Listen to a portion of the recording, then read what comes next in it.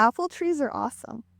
So they're really interesting crops. They're perennial, so they have a lot of environmental sustainability when it comes to soil management, as well as just the mainstay of being a tree.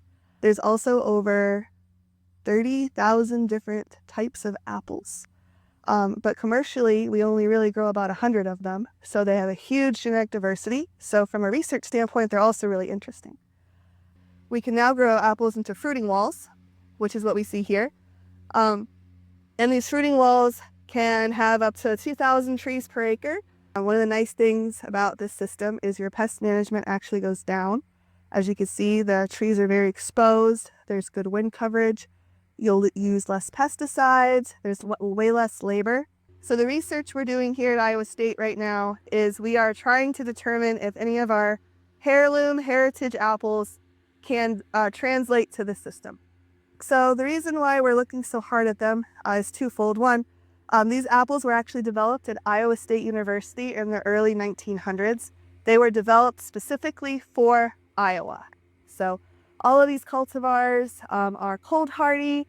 They can withstand our unique climate here. As you can see, they have lovely apples this year.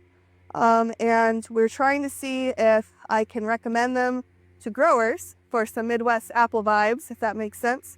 However, I can't recommend them if they're not going to be able to go on a trellis, because this is how most people grow their apples these days. The apples that we're doing here, we actually have 5 that we're trialing. They were developed by Spencer Beach in the early 1900s, so around 1917-ish, so 100 years ago. We have Secor, Joan, Sharon, Jonadel, and Chieftain. And the only one that most people will recognize is Chieftain, because in the 60s, Iowa State decided to release it commercially, so that one is available. So every single apple gets harvested.